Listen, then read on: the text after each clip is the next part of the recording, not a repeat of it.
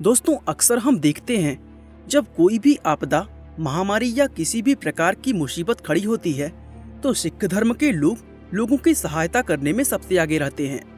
लेकिन क्या आपको पता है वो ऐसा क्यों करते हैं? अगर नहीं पता तो इस वीडियो को पूरा जरूर देखें, क्योंकि हमने सिख धर्म से जुड़ी ऐसी बहुत सी बातें बताई हैं जिन्हें जानकर हर व्यक्ति को उन पर गर्व होगा। दोस्तों, सिख धर्म की शुरुआत आज से करीब 500 साल पहले भारत और पाकिस्तान के पंजाब वाले हिस्से में हुई थी। पंजाब की ये जमीन इतिहास की नज़र से बहुत ही ज्यादा महत्वपूर्ण मानी जाती है, क्योंकि यहीं पर दुनिया की सबसे पुरानी सिविलाइजेशन सिंधु घाटी सभ्यता रहा करती थी। इस जगह पर हिंदू, मुस्लिम और जैन सभी धर्मों ने अपनी अलग अलग छाप छोड़ी है, जिसके चलते पंजाब का कल्चर हमेशा ही काफी विविध रहा है और इस डाइवर्स कल्चर का असर आज भी सिखों पर देखने को मिलता है। आज की अगर बात करें तो इस समय दुनिया में सिखों की संख्या 30 मिलियन के आसपास है, जिसमें लगभग 83% सिख हमारे भारत में ही रहते हैं। भारत के पंजाब राज्य में सिखों की जनसंख्या लगभग 60% है, जबकि भारत की कुल जनसंख्या में सिखों का योगदान सिर्फ 1.72% है। इसके अलावा सिख दुनिया के और भी बहुत से देशों में फैले हुए हैं, जिसमें United kingdom, Canada, America, Australia और मलेशिया जैसे देशों के नाम शामिल हैं। आपको जानकर हैरानी होगी कि भारत के बाद सिखों की सबसे ज्यादा आबादी कनाडा के अंदर रहती है।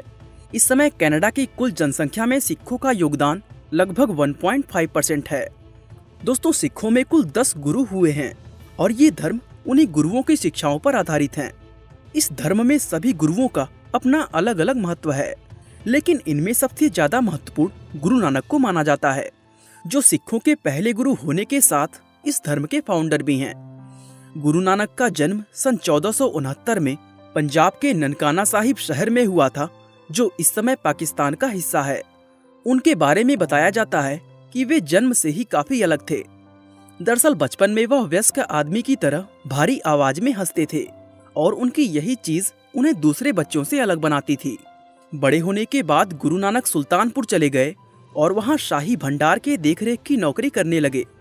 इस नौकरी के दौरान वह लोगों के अंदर फैली हुई बुराई, भ्रष्टाचार, ऊंच नीच और जातिवाद को देखकर काफी दुखी होते थे। एक दिन वह सुल्तानपुर के पास एक नदी में नहा रहे थे कि तभी उनके साथ एक चमत्कारिक घटना हुई। वो नहाते नहाते अचानक ही भगवान के पास पहुंच गए और भगवान से बात करके 3 दिन बाद लौटे। लौटने के बाद वे लोगों को इस घटना के बारे में बताने लगे। उन्होंने कहा कि दुनिया में कोई भी व्यक्ति हिंदू, मुसलमान या ईसाई नहीं है। ये बात उन्होंने इसलिए कही थी क्योंकि वह दुनिया के सभी लोगों को एक समान देखना चाहते थे। गुरु नानक के बाद इस धर्म में 9 गुरु और आए और इन सभी गुरुओं ने लोगों को एक भगवान और सभी इंसानों के एक समान होने का संदेश दिया। गुरु गोविंद सिंह इस धर्म के 10वें और आखिरी गुरु थे, जिन्होंने खालसा सिखों को 5 चीजें केश, कंघा, कड़ा, कछेड़ा और किरपान हमेशा पहनने और अपने पास रखने को कहा था, और इसका पालन करने वाले बहुत से सिख आपको आज भी दुनिया के अंदर दिख जाएंगे। साथ ही उन्होंने सिखों के धार्मिक ग्रंथ गुरु ग्रंथ साहिब को पूरा करके उसको अंतिम रूप दिया था, और आज सिखों में यही ग्रंथ आखिरी जीवित गुरु के रूप में जाना जाता है। इस ग्रंथ के पहले 2 शब्द एक ओंकार है, जिनका मतलब ये है कि ईश्वर केवल एक है और वही सबसे बड़ी और सबसे सच्ची वास्तविकता है। एक ईश्वर में विश्वास होना सिख धर्म की सबसे बड़ी और सबसे महत्वपूर्ण आस्था मानी जाती है। सिखों का मानना है कि ईश्वर का ना तो कोई रूप है और ना ही कोई आकार, ना वो स्त्री है और ना ही पुरुष। वो हर जगह हर चीज में मौजूद है, जिसको शब्दों में बयां करना असंभव है। गुरु नानक हमेशा इस बात पर जोर देते थे कि एक ईश्वर को कई अलग अलग तरीकों से समझा जा सकता है। किसी के लिए ईश्वर भगवान विष्णु हो सकते हैं, तो किसी के लिए अल्लाह या फिर कोई भी अन्य नाम जिसमें लोगों की आस्था हो, वो भी गुरु नानक का ईश्वर हो सकता है। इसलिए किसका भगवान सच्चा है और किसका भगवान झूठा, लोगों को इस बात पर लड़ना नहीं चाहिए। दोस्तों, सिख धर्म लोगों के कर्मों के अनुसार उनके स्वर्ग और नर्क में जाने पर आधारित नहीं है, बल्कि इस धर्म में पृथ्वी पर इंसानों के जीवन को ही नर्क माना जाता है, क्योंकि उनके अनुसार इंसान मरने के बाद अपने कर्मों के आधार पर अलग अलग रूपों में बार बार जन्म लेता है। ये एक जाल की तरह है जिसमें हर इंसान मुक्त होना चाहता है। इसलिए सिख धर्म में हर व्यक्ति का लक्ष्य अपनी आत्मा को ईश्वर से जोड़कर पुनर्जन्म के इस चक्र से मुक्त होना है। और ऐसा तभी संभव है जब एक इंसान खुद को अहंकार से पूरी तरह मुक्त कर लेगा। दोस्तों, सिखों में इसको मुक्ति प्राप्त का रास्ता कहते हैं, जो कि हिंदू धर्म में मोक्ष प्राप्ति के समान है। दोस्तों, सिखों का ऐसा मानना है कि इंसान माया के जाल में फंसकर ईश्वर से दूर हो जाता है। आपकी जानकारी के लिए बता दें कि जो भी चीज इंसान को ईश्वर से दूर करती है वो माया कहलाती है। गुरु नानक कहते हैं कि माया ईश्वर और इंसान के बीच मौजूद एक दीवार है जो 5 चोरों से मिलकर बनी हुई है। इन 5 चोरों के नाम हवस, क्रोध, लालच, लगाव और अहंकार है। और ये हर एक सिख का कर्तव्य है कि वो इन 5 चोरों से मुक्त होकर अपना जीवन बिताएं, क्योंकि जब तक वह इन 5 चोरों को नहीं छोड़ता तब तक उसको मुक्ति नहीं मिलती है। गुरु नानक कहते थे कि दुनिया में जितनी भी परेशानियां और मुसीबतें आते हैं वो सभी इंसान के अहंकार और माया की वजह से होते हैं। वो कहते हैं कि जो भी व्यक्ति माया के चक्र में फंसकर अपना जीवन बिताता है, सिखों में उसको मनमुख कहा जाता है। वहीं दूसरी तरफ जो व्यक्ति मोह, माया और अहंकार को त्याग कर प्यार, सच्चाई, संतुष्टि और सहानुभूति के भावों को अपनाकर ईश्वर का ध्यान करते हुए अपना जीवन जीता है, तो उस इंसान को गुरमुख कहा जाता है। दोस्तों, गुरु नानक देव ने बताया था कि सिख धर्म के 3 पिलर हैं और इन पिलर्स में बताए गए तरीकों को फॉलो करके कोई भी इंसान गुरमुख बन सकता है।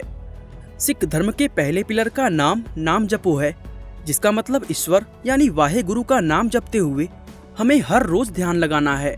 इसके बाद दूसरा पिलर है कीरत करो। इसका मतलब कड़ी मेहनत करते हुए हमें ईमानदारी से अपना जीवन बिताना है। और आखिर में तीसरा पिलर आता है वंड चखो। इसका मतलब अपनी कमाई हुई धन को दूसरों से शेयर करना है। इसके तहत सभी सिख लोग अपने धन और संपत्ति को अपने समुदाय में साझा करते हैं। साथ ही सिखों द्वारा गुरुद्वारों और दूसरी कई जगहों पर चलाए जाने वाला लंगर भी वंड चखो का ही एक हिस्सा है। गुरुद्वारों में हर धर्म, जाति और जेंडर के लोगों को लंगर में मुफ्त भोजन करने की अनुमति होती है। हमारे भारत के अमृतसर में स्थित हरमंदिर साहिब सिखों का सबसे पवित्र स्थान है, जिसे स्वर्ण मंदिर के नाम से भी जाना जाता है।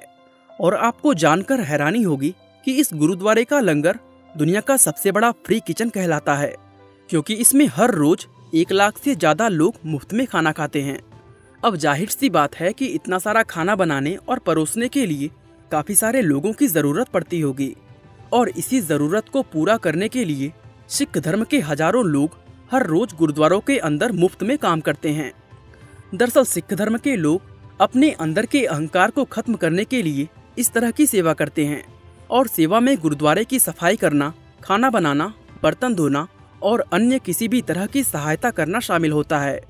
और यही छोटी छोटी चीजें इस धर्म को दुनिया के दूसरे धर्मों से अलग बनाती है। दोस्तों, अब आखिर में बात करते हैं सिखों की सबसे मशहूर कम्युनिटी खालसा के बारे में, क्योंकि जिस सिख धर्म को आज हम देखते हैं उसको ये आकार देने का श्रेय इसी कम्युनिटी को दिया जाता है। ये बात 1699 की है, जब सिखों के ऊपर मुगलों के हाथों खत्म होने का खतरा मंडरा रहा था। उस मुश्किल समय में गुरु गोविंद सिंह ने अपने फॉलोवर्स से धर्म की खातिर उनकी जान की कुर्बानी मांगी। कुर्बानी की बात सुनकर वहां मौजूद सभी लोग हैरान रह गए, और उनमें सिर्फ 5 लोग ऐसे निकले जो गुरु के कहने पर अपनी जान की बलि देने को तैयार हो गए। गुरु गोविंद ने उन 5 लोगों को केसरी रंग के कपड़े पहनाए और सभी लोगों के सामने उन्हें पंज प्यारे का नाम दिया। इसके बाद गुरु गोविंद सिंह ने उन्हें एक प्याले में मीठा पानी दिया, जिसको अमृत कहा जाता है। इन 5 लोगों ने अलग अलग जात के होते हुए भी एक ही प्याले से इस पानी को पी लिया, और पानी पीकर ये लोग एक बिल्कुल नई कास्टलेस कम्युनिटी का हिस्सा बन गए, जिसको खालसा का नाम दिया गया है। इन लोगों ने अपने नाम के आगे से जाति सूचक शब्द हटाकर सिंह सरनेम अपना लिया। पुरुषों की तरह महिलाएं भी इस अमृत को पीकर इस कम्युनिटी का हिस्सा बनी और उन्हें कौर सरनेम दिया गया। इस तरह सिखों की एक बिल्कुल नई कम्युनिटी अस्तित्व में आई, जिसने पूरे सिख समाज को जोड़कर एक परिवार की तरह बना दिया। आज भी बहुत से सिख सिंह और कौर सरनेम को पाने के लिए गुरुद्वारों के अंदर अमृत नाम की उसी धर्म क्रिया से गुजरते हैं। बाकी दोस्तों, आज के लिए बस इतना ही। वीडियो अच्छा लगा तो लाइक, शेयर और चैनल को सब्सक्राइब करना बिल्कुल ना भूलें। आपका बहुमूल्य समय देने के लिए बहुत बहुत धन्यवाद।